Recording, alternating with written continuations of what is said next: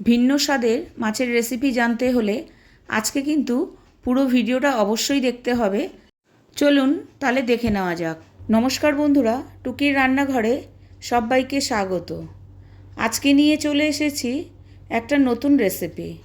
একঘেয়ে মাছের রেসিপি খেতে খেতে সবারই মুখে নিশ্চয়ই অরুচি ধরে গেছে। আজকে বানিয়ে নিয়েছি একদম ভিন্ন স্বাদের মাছের রেসিপি। আমি এখানে নিয়ে নিয়েছি 4 পিস কাতলা মাছ। এই রেসিপিটা কিন্তু রুই মাছের সাথেও ভালো লাগবে। আমার কাছে কাতলা মাছ ছিল, তাই আমি সেটা দিয়েই বানিয়ে ফেলেছি। প্রথমেই আমি হাফ টিস্পুন হলুদ দিয়ে দিয়েছি, আর দিয়ে দিচ্ছি হাফ টিস্পুন নুন। মাছটাকে ভালো করে নুন হলুদ মাখিয়ে আমি 10 মিনিটের জন্য রেখে দেব। প্রত্যেকটা মাছের মধ্যেই কিন্তু ভালো করে আমি নুন হলুদ মাখিয়ে নিচ্ছি। নুন হলুদ মাখানো হয়ে গেলে এবার আমি সবার আগে মাছের জন্য মশলাটা তৈরি করে নেব। তার জন্য নিয়ে নিচ্ছি একটা বাটিতে হাফ টিস্পুন চার মগজ, হাফ টিস্পুন পোস্ত, 1 টেবিল স্পুন কাজু বাদাম, 1 টেবিল স্পুন কিশমিশ। এগুলোকে সব কিছুকে একসাথে একটু জলের মধ্যে ভিজিয়ে রাখছি। সব কিছু সেট হতে হতে দেখে নেওয়া যাক মাছের প্রিপারেশনের জন্য আর কি কি লাগবে। এখানে আমি নিয়ে নিয়েছি 2টো মিডিয়াম সাইজের পেঁয়াজ। প্রথমেই আমি পেঁয়াজগুলোকে ভালো করে খোসা ছাড়িয়ে নেব। খোসা ছাড়ানোর পর আবারও একবার ভালো করে আমি ধুয়ে নেব।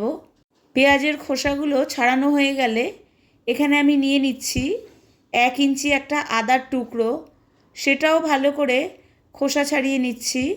খোসা ছাড়িয়ে নেওয়ার পর আদাটাকেও আমি ভালো করে আরেকবার ধুয়ে নেব। মাছটা বানানোর জন্য আর লাগবে প্রায় 3 থেকে 4টে রসুনের কোয়া। আর নিয়ে নিচ্ছি এখানে আমি 4টে কাঁচা লঙ্কা।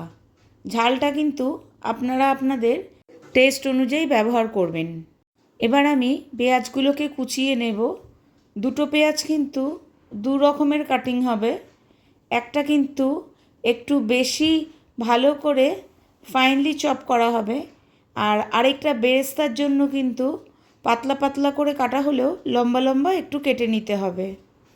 দেখুন, বেরেস্তার জন্য ঠিক এভাবে আমাদেরকে কেটে নিতে হবে। এরপরে আমি বেরেস্তার পেঁয়াজগুলোকে হাত দিয়ে ভালো করে ছাড়িয়ে নিচ্ছি। যদিও তেলে দিলে আস্তে আস্তে ছেড়ে যাবে, তাও আমি একটু ছাড়িয়েই দিচ্ছি হাত দিয়ে। এখানে আমাদের 2টো পেস্ট বানিয়ে নিতে হবে। প্রথম পেস্টটাতে থাকবে পেঁয়াজ কুচনো, রসুন, আদা আর কাঁচা লঙ্কা। এবার একটু জল দিয়ে একটা স্মুথ পেস্ট বানিয়ে নেব।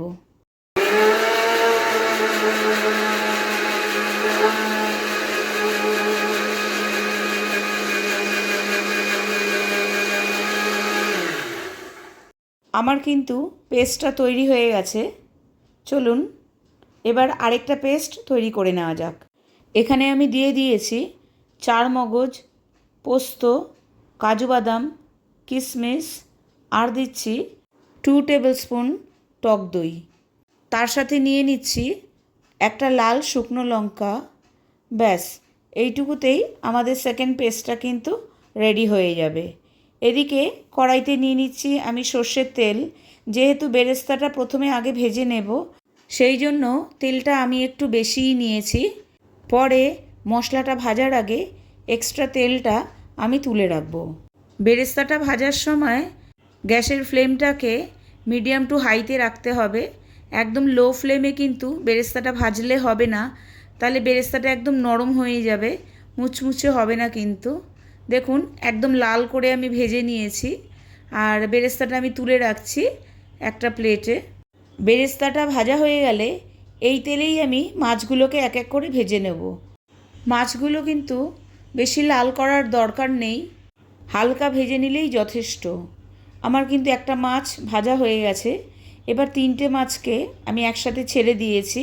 এই মাছগুলোকেও কিন্তু আমি উল্টে পাল্টে ভেজে নিয়েছি। এখানে আমি দিয়ে দিচ্ছি, দেখুন আমি কিন্তু তেলটা তুলে রেখেছি, আর এখানে আমি দিয়ে দিচ্ছি হাফ টিস্পুন ঘি। আমাদের বেরেস্তাটাও কিন্তু বেশ মুচমুচে হয়েছে।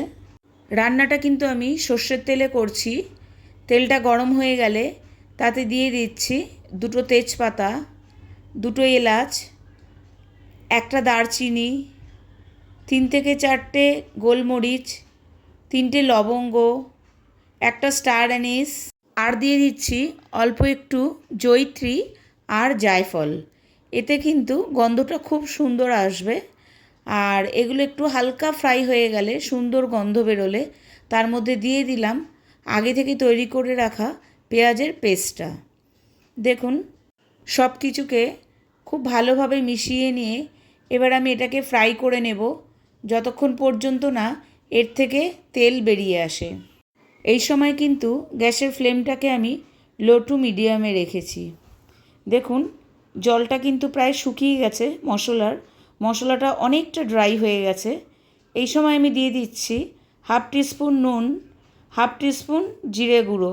এই মাছের রেসিপিতে কিন্তু আমি আজকে হলুদের ব্যবহার করব না, হলুদ ছাড়াই কিন্তু রেসিপিটা তৈরি করব। তবে আপনারা চাইলে কিন্তু হলুদ দিতে পারেন। এখানে দেখুন, মশলাটা কিন্তু একদম ড্রাই হয়ে গেছে, ভাজা হয়ে গেছে। সামনে থেকে দেখালে বুঝতে পারবেন, তেলও ছেড়ে দিয়েছে। এই সময় আমি দিয়ে দিচ্ছি কাজু বাদামের পেস্টটা। ভালো করে কিন্তু এই সময় নাড়তে হবে, না নাড়লে কিন্তু কড়াইয়ের নিচে লেগে যেতে পারে। আর এই সময়ও কিন্তু গ্যাসের ফ্লেমটাকে আমি লো টু মিডিয়ামে রেখেছি। চারিদিক থেকে মশলাটা খুব ভালোভাবে আমি নেড়ে নিচ্ছি যাতে নিচে লেগে না যায়। মশলাটা একটু ভাজা হয়ে গেলে এর মধ্যে আমি দিয়ে দিচ্ছি 1/2 টিস্পুন কাশ্মীরি লাল লঙ্কার গুঁড়ো, 1/2 টিস্পুন একটা ভাজা মশলা, আর 1/2 টিস্পুন গোলমরিচ। সব কিছুকে আমি খুব ভালো মতো মিশিয়ে নিচ্ছি। এখানে ভাজা মশলাটা হচ্ছে অপশনাল, এটা আপনারা ইচ্ছা করলে স্কিপও করতে পারেন। তবে এই ভাজা মশলার মধ্যে রয়েছে জিরে গুঁড়ো, ধনে গুঁড়ো আর লাল শুকনো লঙ্কা, সবকটাই সমান পরিমাণে। এইগুলো সব কিছুকে ভালো মতো মিশিয়ে যখন তেলটা ছেড়ে দেবে মশলা থেকে, ঠিক সেই সময় কিন্তু আমি দিয়ে দিচ্ছি পরিমাণ মতো জল। গ্রেভিটা কিন্তু আপনারা আপনাদের পছন্দ অনুযায়ী রাখবেন। আর এখানে দিয়ে দিলাম 1/2 টিস্পুন চিনি। চিনিটা কিন্তু দিতেই হবে, নাহলে কিন্তু ঠিক টেস্টের সব কিছুর একটা ব্যালেন্স আসবে না। তারপর জলটা ফুটে উঠলেই তার মধ্যে আমি ভাজা মাছগুলো দিয়ে দিলাম। ওপর দিয়ে দিয়ে দিলাম 2টো চেরা কাঁচা লঙ্কা আর বেরেস্তাগুলো। সব কিছুকে আরও একবার আমি ভালো মতো মিশিয়ে নিচ্ছি। এরপর আমি একটু নুন চিনিটা একটু টেস্ট করে নেব যে সব কিছু ঠিকঠাক আছে কি না। আমার টেস্ট অনুযায়ী সব কিছুই ঠিকঠাক আছে। গন্ধটাও কিন্তু দারুণ সুন্দর বেরিয়েছে, বেশ লোভনীয়, জিভে জল চলে আসার মতো, সেটাই একটু দেখছিলাম। এরপর আমি কড়াইটাকে মিনিট 5 জন্য ঢেকে রেখে দেব লো টু মিডিয়াম ফ্লেমে। ব্যাস, আমাদের মাছ কিন্তু একদম রেডি।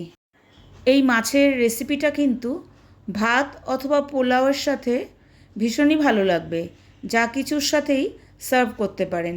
তবে আজকে কিন্তু আমি ভাতের সাথেই সার্ভ করব। চলুন দেখে নেওয়া যাক। আপনারা কিন্তু অবশ্যই বাড়িতে একদিন ট্রাই করবেন। আর ভিডিওটা যদি ভালো লেগে থাকে তাহলে অবশ্যই আমাকে কমেন্ট বক্সে কমেন্ট করে জানাবেন। রেসিপিটা কিন্তু দুর্দান্ত হয়েছে। আজকে দুপুরেই আমি এটা ট্রাই করেছি। একঘেয়ে মাছের রেসিপি থেকে একদম আলাদা। এই রেসিপিটা কিন্তু একটু সাদা সাদাই হবে, আপনারা চাইলে হলুদের ব্যবহার করতেই পারেন। আজকে তবে এই পর্যন্তই। আবার দেখা হবে আরেকটি নতুন রেসিপির সাথে। আমার পুরনো বন্ধুদের জানাই অসংখ্য ধন্যবাদ। আর আমার চ্যানেলের নতুন বন্ধু হয়ে থাকলে চ্যানেলটিকে সাবস্ক্রাইব করে আমার পাশে থাকার অনুরোধ রইল। ভালো থাকবেন, সুস্থ থাকবেন। টাটা।